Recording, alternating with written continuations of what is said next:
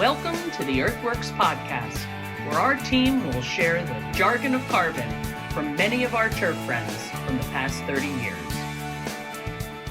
Hello, Lou. Hello, Jack. All right, buddy. How are we today, Jack? Well, it's the EarthWorks podcast, dude. Yes, it's a good day. It was a good day to see you. Every day we get a chance to see Jack. It's a good day. Heck yeah, man. And you're hosting me here. Mm-hmm. And we're on the mics and geared up for what's going to be a very interesting conversation. We're going to have some fun. Yeah, we're going to have some fun. We prepared for this, you know, and the theme that we set was really how do you approach a new property? Yes. So we've got an outline to cover, some things to go over, but what's going to be great about this is that you and I have got such a long history. Yes. We've approached new properties together before. Yes, we We have. have done that. Yeah, dude, it's been like 13 years we've been Yes. working together. Yep. And it's been a lot of fun. Blessed to be near the beach. Yeah. In South Jersey. Way down here in Cape May County, Mm-hmm. this is where I've known you. I mean, well, I guess you were up at Atlantic City Country Club for a couple of years, which is the next county up, but you've been based out of here. Beautiful place. Oh, so Beautiful cool. place. Well, we can talk about that because everything's going to kind of bounce back to the theme of how to approach a new job. Mm-hmm. You get a new job, and it really doesn't matter kind of what position you're in because you've started new jobs in many different positions, and but there's a couple expectations that you want to set for yourself. I mean, you've kind of got a good idea as like a three-prong approach as to how to kind of start. What are your thoughts there? Well, there's internship approaching to a new job. There's assistant superintendent approaching. There's superintendent, grounds directors, horticulturists, spray tech, irrigation tech.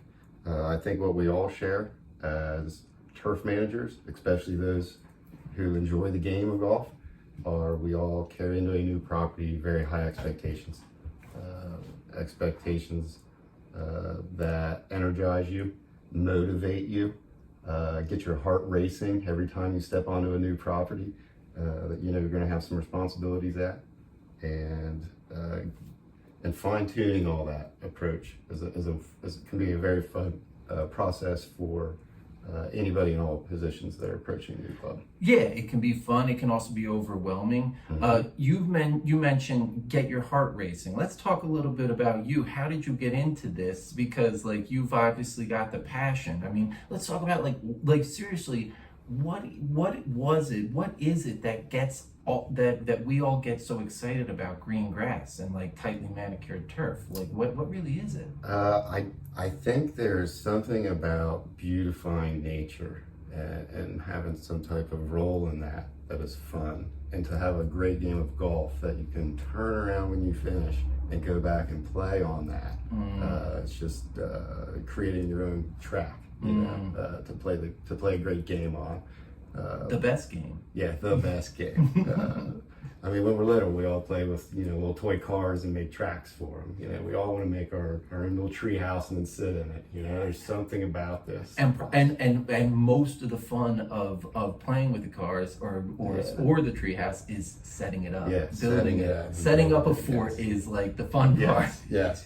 And growing up on a golf course when I was younger, my father's in the industry. Okay. We were lucky to be, through his company, members of a golf club that was very nice for our little hometown in Zanesville, Ohio. Zanesville Country Club, a gem in this small town. Is it an old golf course? Yeah. I think it's a Ross. Okay, like so a 1920s country club. Yes.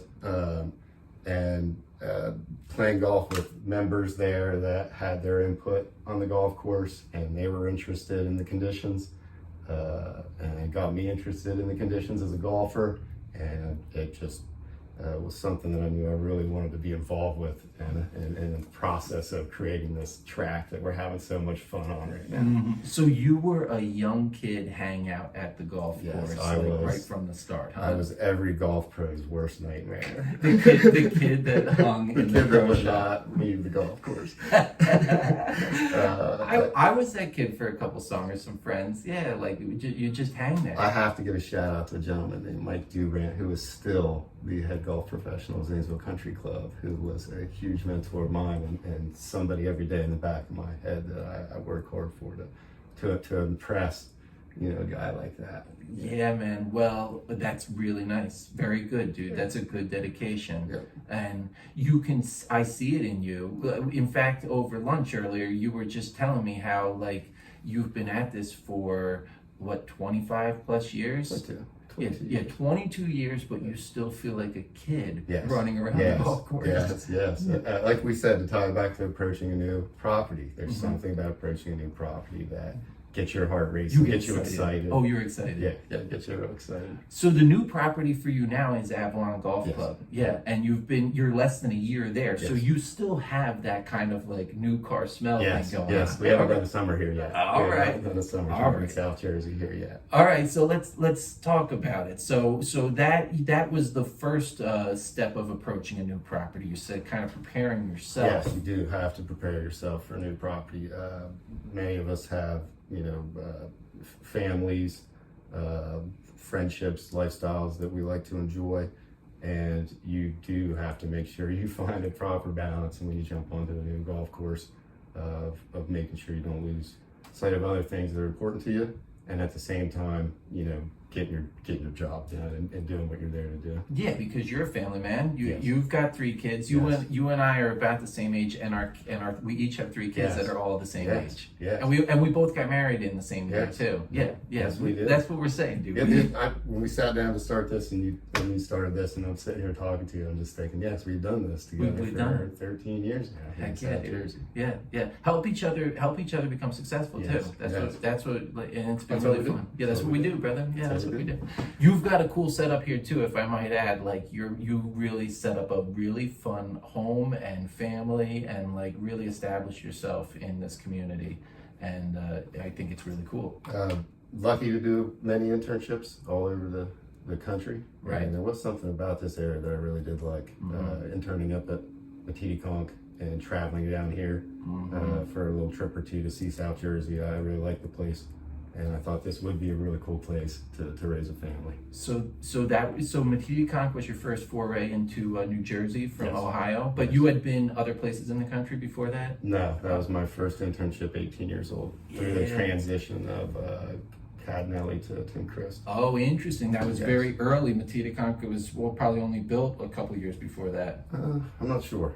I'm not sure. It's not that old of a golf course. Late 90s, I think. Yeah, great place. Great Oh, place. Yeah, remarkable. way to hit the ground running when you're 18 years old with Yeah. Tim Christ and Matiticonk. Yeah, and it's a hard place to grow grass. Yes. It's Tree-lined. tree-lined and Yep. and low lying, surrounded by swamp Yep. essentially. Yep.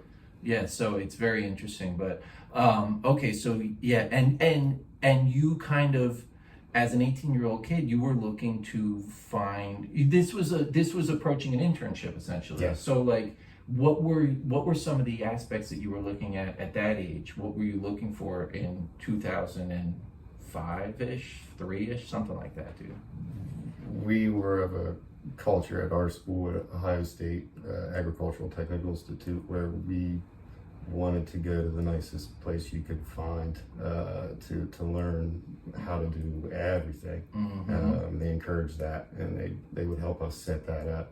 And a few of us did a little research, like the idea of going east, Gulf Mecca area around New York, Baltimore, Philly area. Sure.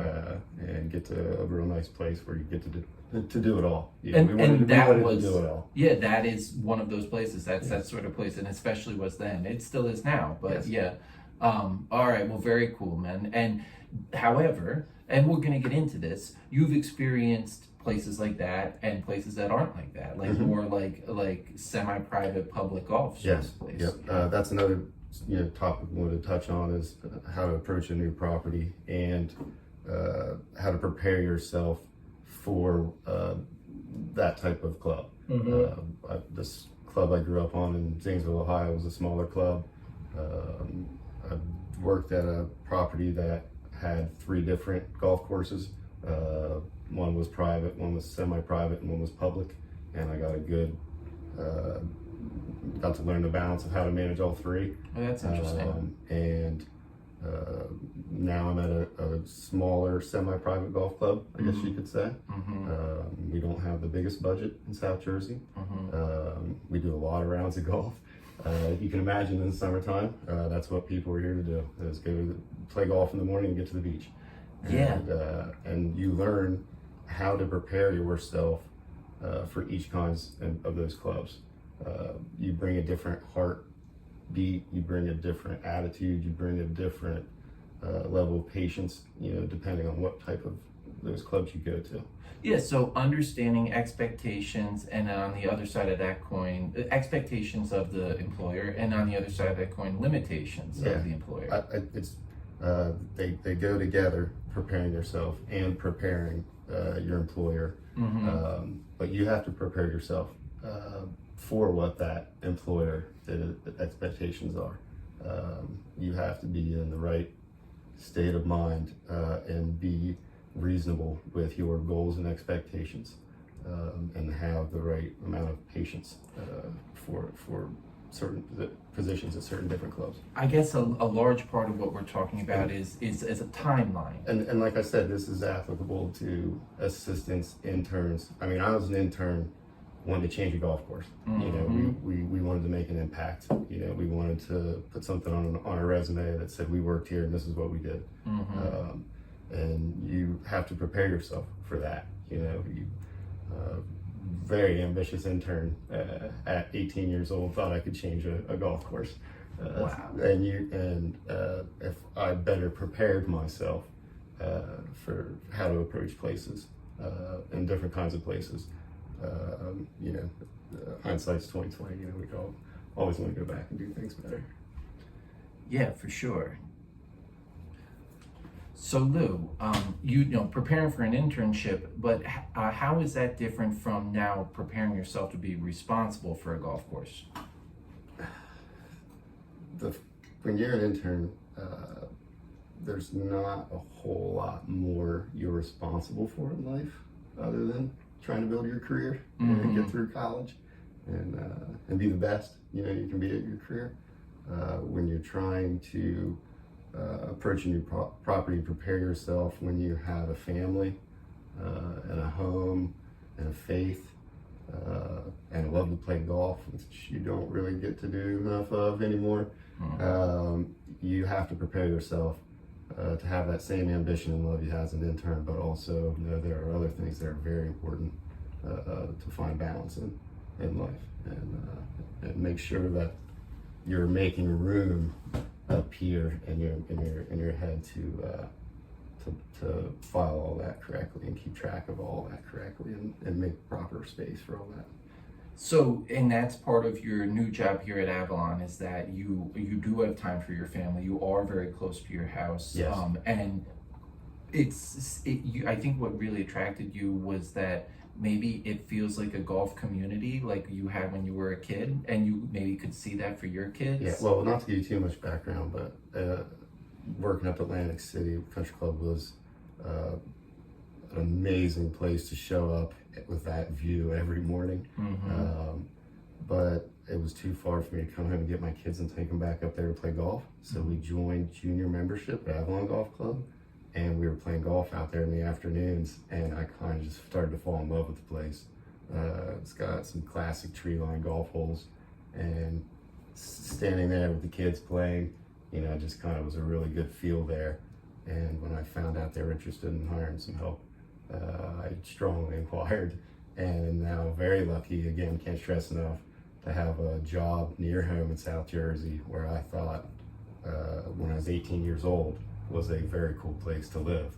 And now here I am doing it this many years later, lucky to hold a career in Cape County and live near the beach in a really cool place and really raise a family. Yeah, it's excellent, dude. It's wonderful. So we're here now, but you're, like you're saying, you're still in this preparation. Another thing you mentioned to me in terms of preparing is is preparing to work with people. Yes. Like on every level. Yes. You work with peers, you work with crew members that you have to give assignments to. You work with upper management. There's an owner member, there's like an ownership at your club that you have to talk to as well. There's a whole bunch of things. So you have to prepare yourself, but you have to prepare others too. We all bring such excitement when we enter another golf course. You have to almost prepare those around you for that. Everybody has their current cultures at clubs, do things certain ways, and it's never a wrong thing when you approach a property as an intern or as a director of grounds to say, hi everybody, my name is, and this is what I love to do, and prepare them for that. Prepare them to understand you're always going to be excited about things. You might sound overexcited sometimes about things, but if you prepare them from the very beginning, then they'll be ready for those conversations when you bring that enthusiasm to them. And it's good to get that out at the beginning. And excellent, and that's something that you've had to exercise a lot this past year, because you've come into what's a pretty big crew. A lot of guys, a lot of part-time retired, guys on your crew that they could get up and walk. Like, they don't necessarily have to be there. They want to be there. Like, and you need them. You want them on your crew. So like. But you have to be delicate. Yes. Delicate, but prepare them that you're going to be excited. I'm excited. There's things we want to do. Prepare them that you're going to be excited. I think the longer that you postpone that enthusiasm coming out can only seem later down the road as maybe being you being upset or something.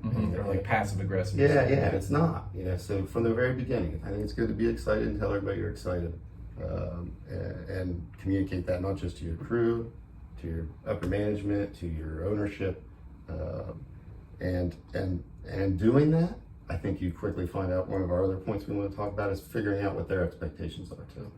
You're preparing yourself, you're preparing others, but you also have to balance that with what are your club's expectations. What are their expectations for the place? And it's not uncommon to find that our expectations are always higher than everybody else's. It's so funny in this business when you hear from a golfer or from your ownership or your upper management, hey, the place looks great. The place looks great. And it's so hard to say, yes, it does. Thank you very much. You can't, it never looks perfect to us. We're never done, Right. And you need to spend some time balancing your enthusiasm with what the club's expectations are. Yeah, and accepting accolades, maybe? Is that what you're saying? Like, that's true. It's just tough to do. It's tough to do. Sure. Because you keep seeing. Well, we're going to talk about agronomics. I mean, because there's a whole level on like what's your first steps on on the new property. But we're still kind of at, like you're saying, setting expectations for yourself, understanding the expectations of the golf course.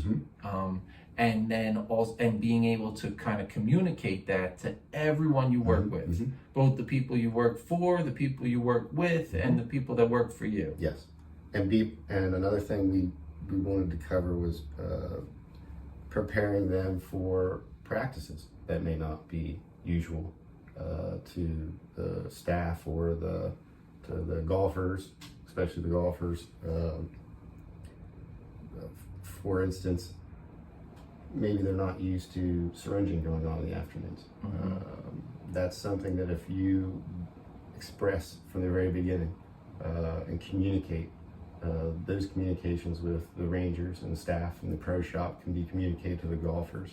That enthusiasm can be communicated to everybody, and doing that all ahead of time and from the get-go. Yes. Even if it's in the middle of the winter. Sure. It's a great time when you're not busy to cover all these topics and not wait until with the golfing community, and not wait until it comes out as an issue. Let it be expressed from the very beginning, early, that it's enthusiasm. right? The golfer needs to know, because it's a lot of the same people out there on the regular. Mm-hmm. They need to know that if it's 4:00 in the afternoon and it's the end of June. Yep.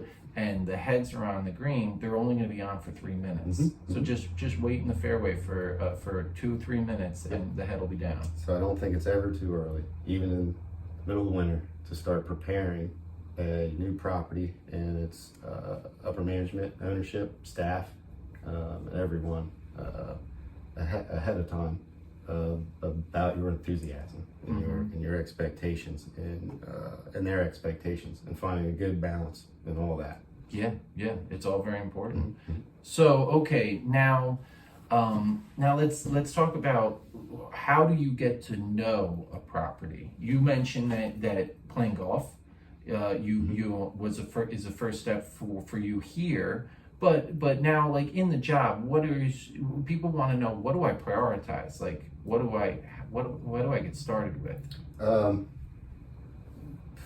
Following up with preparing yourself, preparing others, and preparing your crew. What we didn't talk enough about is when you approach a property, is understanding your resources, and that could be your staff, your budget, your Equipment, your property's upper management and ownership, and evaluating what your possibilities are, because they will help you prioritize what you can do. Obviously, everybody wants to make good greens and focus on the other stuff later and get that right first. is that something you had that you wanted to do at Avalon when you started? Everywhere that I worked at, I enjoyed asking what the motor heights were. Yeah. I enjoyed asking how much growth regulators were in the tank. These are all things that are applicable from an internship to an assistant manager to a golf course superintendent. If you really enjoy the game of golf, you're going to be very interested in putting. This is a whole nother conversation. Well, yeah, you want those putts to roll out. So let's start on the green. Yep. So you prioritize that. But what I want to get back to real quick is the knowing your staff and your resources with your staff, and knowing it in a tricky time. COVID. This is a wild time for hiring and managing people and communicating with staff. COVID, I don't know if it's the same for everyone in the industry, but at the last few properties I've been at and with some friends in the industry, communication has really taken a hit on golf courses. And if you're approaching a new property in the middle of this time, it might not be the same as you approached a property 5 years ago. Staffing is going to be different. Communication is going to be different. How's communication different? I think people have become a little, myself included, maybe a little more introverted. Okay. Less eye contact, less likely to say, hey, come do this with me. We spend a lot of time with our families and alone, I guess, and maybe a little less time socializing. So like some more than others. It's easier to get on your own tractor, go out and do your own thing. Like put the radio back in your ear and go. Right. Listen to the news or whatever we were doing. Right. But I noticed break rooms aren't as crowded anymore. Lunchtime, everybody used to enjoy powwowing in the break room, and you get to catch up with each other on what everybody's done through the day and what their progress is. And now I see more people going out to lunch. Some people eat lunch in their vehicles. Some people go outside on the bench and eat. And I think it's something that you have to, when you approach a property right now, take a little bit of concern to, and work towards bettering that. How do we get back, to encouraging everybody to eat together? You can't make everybody be friends and hold hands and watch rainbows all day, but we can encourage more meetings. We can encourage everybody to come here, gather around and slowly get more conversation going. Eye contact is big. it's easier to call somebody and say, hey, do this, but if you can catch up to them and start eye contact again and at least a fist pump, you know, and get everybody, you know, back on the social wagon a little bit. Yes. It's not total kumbaya. It's just like, let's be a team here. Yes. It's not, you know, it hasn't ended communication in golf courses, but it has hindered it. And, you know, we have some great human resource management outlets at our golf course through some third-party companies, and this is a conversation that they're constantly having with us about COVID and how it's affected people, and not necessarily the disease itself, but the lack of socializing that happened during that time. And it's something that needs to be, you know, slowly, casually, and friendly worked on. And I definitely wanted to mention that you have to understand that approaching a property right now, that it might not be the same way as it was 5 years ago, and you have to kind of get people back into the habit of meetings and communication, and that's not just with staff, that's with ownership, that's with upper management. It's a very good point, man. So you have to know your resources. So when you're asked, you know, again, approaching a place, what are your priorities? We can't forget to make it a priority to get everybody back on communication. Yeah, like we got to communicate on the regular. I mean, like you said, you talked about it, communicating to the golfer. It's everybody. It is everybody. So back to answer your question about, you know, prioritizing greens. I always like to say, if somebody plays around a golf and they have fantastic greens at that golf course, they are very unlikely to complain about anything else. Well, I guess that kind of falls back to what you're saying about communication. Yes. If you want to communicate through actions, make those actions be on those 18 greens. Yes. And then outside of that, of course, all your short grass, it's priority. You know, fairways, tees. Get everything to, you know, your expectations and what the golf course's expectations are. And keep it that way through the summertime, because that is a big deal in the transition zone. Let's not forget that every course is different, and what you might face in Florida or Maine could be very different than in California, could be very different than the transition zone, where one of your goals could simply be, let's get a good playing surface out there and survive a summer. Right, let's get it as good as we can before the summertime, and then make it through the summer. Yep. But also, you're also down here. You could have a 9-month playing season easily, or you could play 12 months a year. So you can manage to that as well. Well, okay, so yes, we can say prioritize greens, move out to other short grass. But now, like, how do you uncover the limitations of the place, and how do you kind of start the discovery process? Because you need to know before you have a plan. That is a good, very good question. Obviously, every golf course has its budget limitations, but we all can mitigate that. We know that we do the best we can. We all have our limitations on what the club's expectations are. You know, you may want to direct more resources towards your turf and your greens, but there's some other things that, you know, will need done that golf shops and internships and members might want to. So you have to balance those too. This can also go the other way too, by the way. Like, there could be the expectations of the ownership to spend a lot of money. Oh yeah. That maybe you're not ready to spend. I've been familiar with that situation before. Yes, you have. Where you are used to for-profit golf, and some clubs that is not necessarily their priority. Great point. A lot of places they want to spend money. They want to be in the red. Yeah, absolutely. It's happening more and more frequently, I think, in the industry now. There are a lot of non-profit type golf corporations. So you have to be ready. So you have to know those expectations. Yes, if the expectation is to spend a ton of money, you better be ready to do it. So I think that's a fine note in all this, is understanding your golf course's desire to profit or not profit. Okay, good point. The budget expectations. But we were going along the lines of for-profit golf, kind of, and you wanting maybe better conditions and trying to communicate, like we could for a little bit more time, effort, money, we could even take it up another step. I think that's what we all. Yeah, that's what you guys really want to do. I think that's what we all want to do. Yeah. I think that in knowing your limitations and prioritizing also depends a lot on the agronomic ability that the golf course has. What is already there and what is already in your soils? What are your soil structures? And then what are your abilities to change that? Mm-hmm. Do you have so much golf that you can't necessarily get out there and do as much verticutting, top dressing, airifying as you want?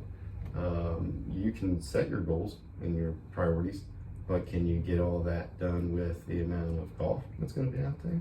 And it might be 20 rounds a day, but that golf might not want to see aerification holes or verticut lines or top dressing. Or you could do 320 rounds a day, and they might not want to see that. So they can't see. So you don't even have the time to be out there. So this is applicable to all clubs. So you have to set your priorities and your goals reasonable to what you can do and change agronomically for the golf course. So let's talk about your experience starting last fall, like, and kind of then the way you set it up for yourself. Well, I was fortunate in that the staff that is there has been there for a long time. Mm-hmm. I think if you can utilize local knowledge and hardworking people who are there that do want to make a golf course look great, right, and successful, it's great. And some golf courses that might not be the situation. I've worked at golf courses where there were staff there that did not want to be a part of anything new, and you learn to find those who want to join you and enthusiasm. Something I learned from a great guy up at the Lake City Country Club was when you work somewhere, trying to stick round pegs and square holes just doesn't work. And if you can find what everybody else gets excited about and let them be excited about that, then do so. And part of preparing your staff is what I tried to do when I came to Avalon. I think it was very clear that I was there and I was excited to be there, and we were going to make this place look fantastic. And the ownership is very much on board with that. And some of the staff there was very excited that there was an ownership change or shift in investment or something a couple years back, and are very excited to see some new resources and some new processes. And so I think in the fall, it was very easy in the fall, not a summertime in South Jersey, but in the fall, to make a couple adjustments to make greens fun, make your short grass fun. Okay, so that's what you did. You tried to dialed it in. We just made things fun as soon as we could, and some people were excited about it. Some people saw the excitement and enjoyed it, and I was lucky to be in that situation. It doesn't always go like that. Like I said, there's some places that aren't that excited, but somebody's there with ambition. And I was lucky that I was at a place where some guys were excited to do this. Okay. So that when you said how did you approach things in the fall? So first it was share the staff excitement, take them out, play some golf, cut some stuff tight, go out and play golf on it. Go get everybody hitting some putts. Let's go hit some putts, guys. And everybody's talking. Let's go hit some putts.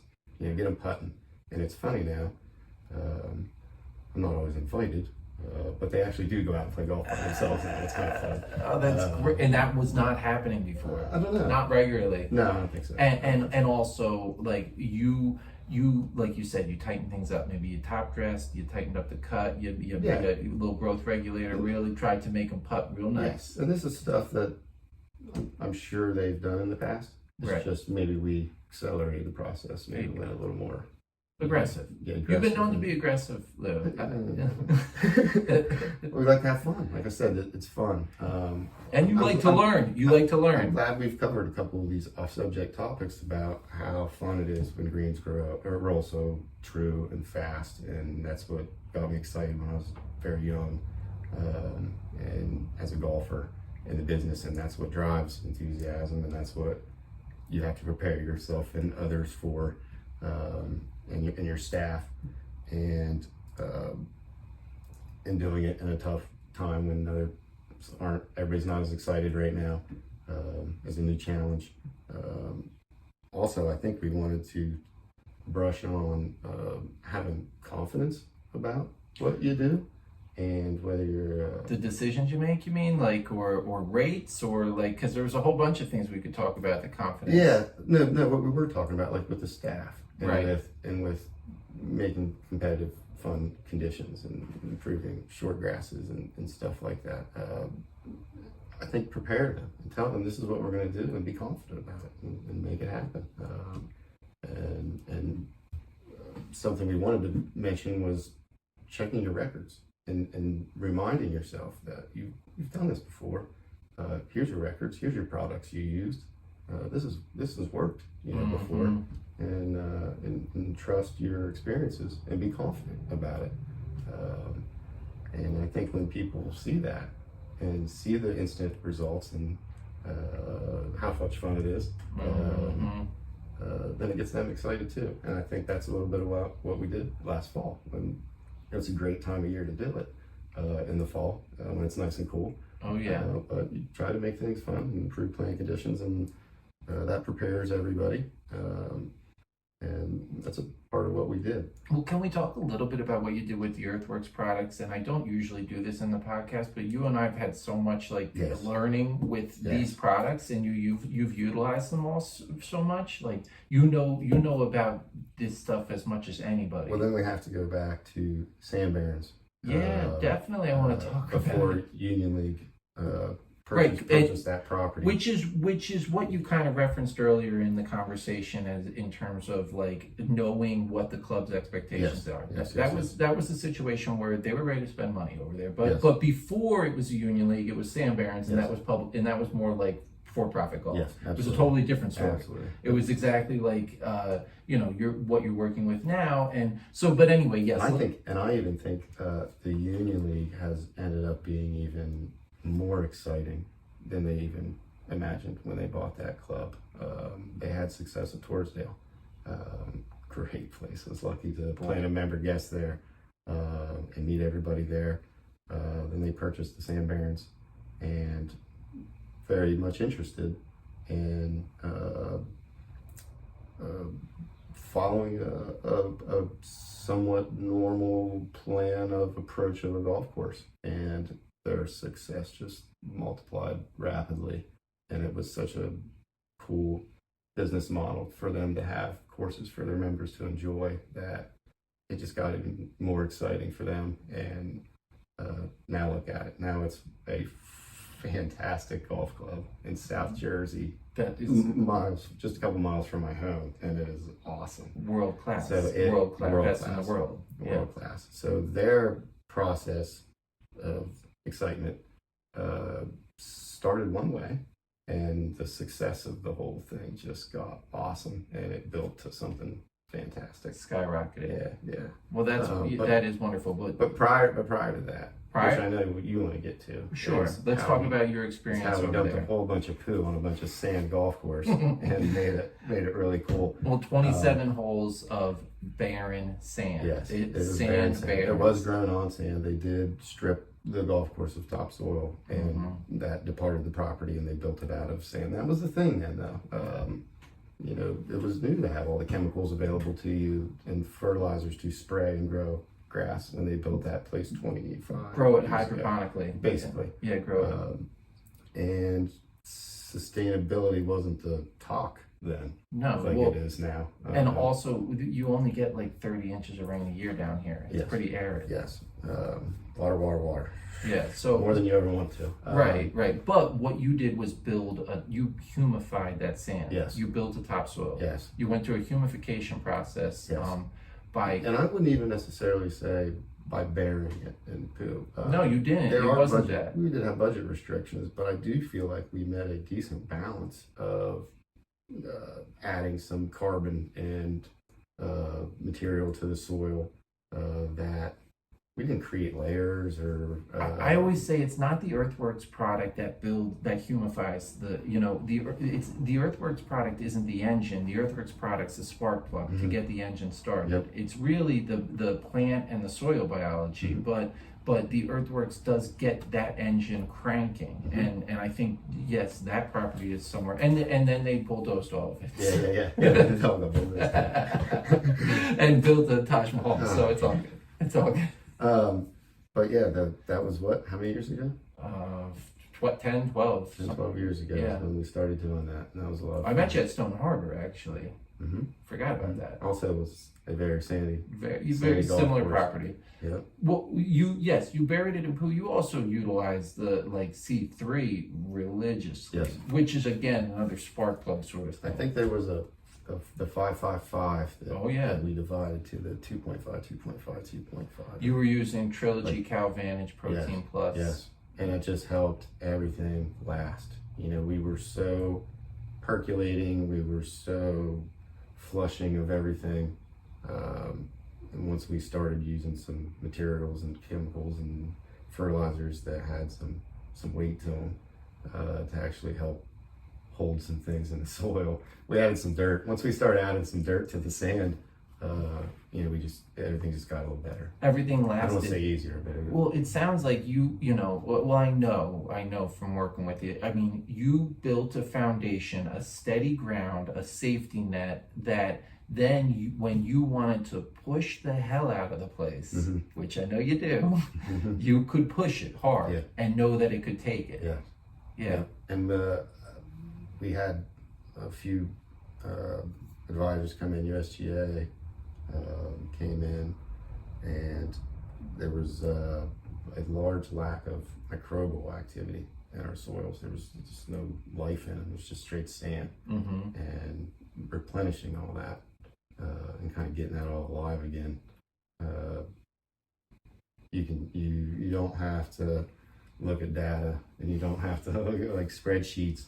In the afternoons when you look at things. Well, we talked about that earlier too, and relate this back to Avalon, that almost the act of taking soil samples, do you learn as much as the data you get out of the soil sample? It's the probing. In fall, you asked in the fall, how do we approach Avalon? You just said, the process of going through all this probing and soil testing is what gets you familiar with the place and gets you out looking at the dirt. And you don't just carry a shovel around, dig up the dirt and look at it, but if you go out to do soil sampling and soil tests, it really motivates you to stop and look at that plug, pull that plug apart, play with it. Notice how it was the same or different from other plugs around the golf course. And comparing it to your records, like we mentioned before. Compare your soil tests to your records from other clubs that you were at, and that will help you gain confidence in what you're doing. If they're similar, then you'll be confident in what you're doing. If they're different, then you can make that adjustment and be confident in what you're doing. Now, Avalon, right across the street from the Union League, the old Sand Barons, also, very close to Stone Harbor where you worked, with that both being very sandy profiles. Avalon, it was a different profile under the ground, right? Yeah, it was very rich. A rich appearing. It was dark. It was a dark sand. I think we call it riverbank or muck sand or something. You get a lot of moisture too. There's a lot of drainage towards those 150 acres there. Yes, but what's neat is you go out, you do the process, you take the plugs, you take the samples, you send them in, and when you really look at everything, it's sand. It's sand out here, and it may have had some material in it and some muck in it, but that comparing your records helps you build confidence, helps you stay excited, helps you communicate that excitement to everybody, and go out and do what you've done before. So you want to try and you identify areas that you want to be able to move moisture, be able to maybe reduce some thatch that's built up, like and find your limiting factors in dirt in certain areas. And something else we talked about the other day is bringing your peers in. As an intern, I loved showing friends in the business, where I worked, and going to see where they worked and sharing what they do with each other. When approaching a new property, bring all the folks that you know in, sales reps, for sure, agronomy leaders, local superintendents, golfing buddies, and share their thoughts right from the very get-go. It's more fun doing that than bringing them and showing them your problems after they happen. It's more fun to bring them ahead of time and share some information with them right off the get-go. I think that also shows everybody your enthusiasm too. The club that you're at is excited if they see people with and resources and knowledge coming around and helping.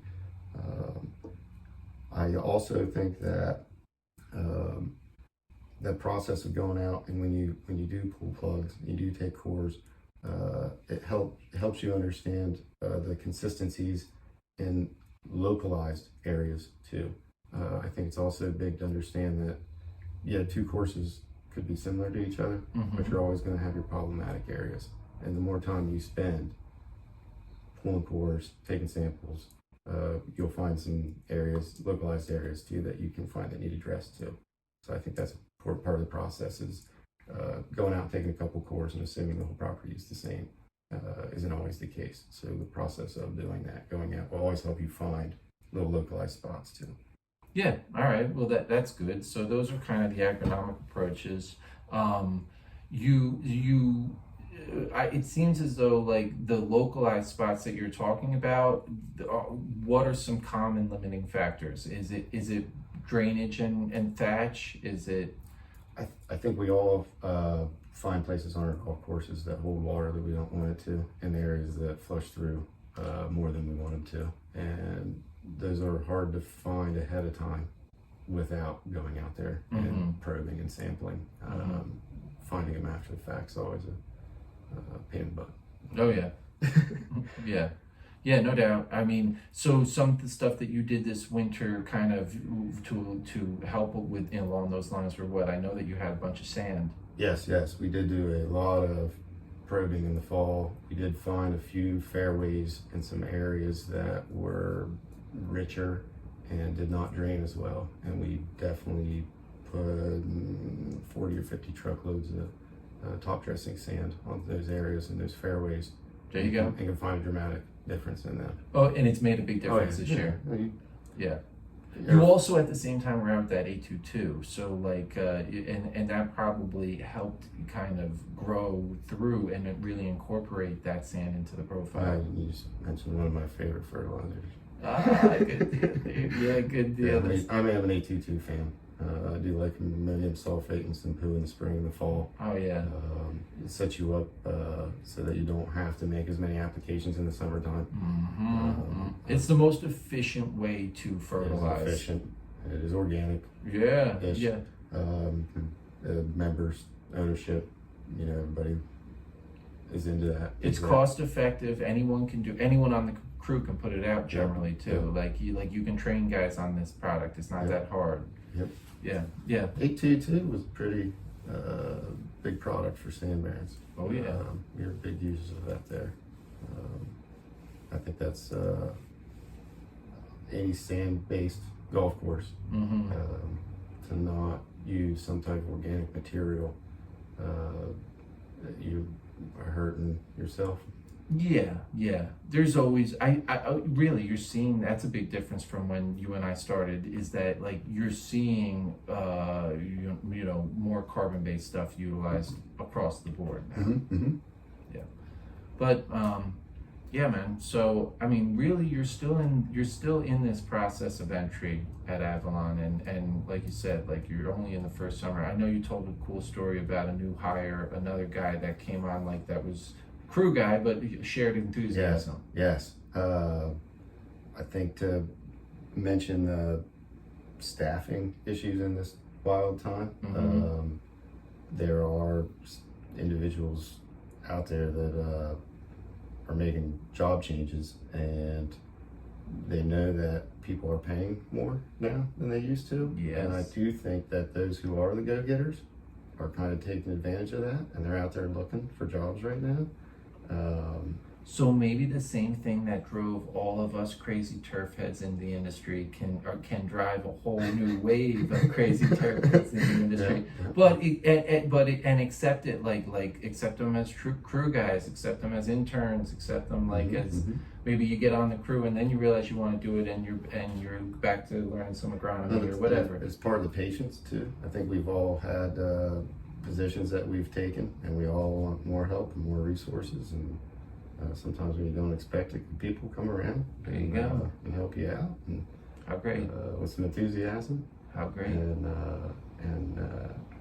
like I said, good thing about this game is if there's people out there that are excited about golf and they're excited about greens, they'll find their way. There you go. They'll find their way in the turf arena somehow. It might just be changing cups on the weekends for free golf, but Yeah. they'll find their way.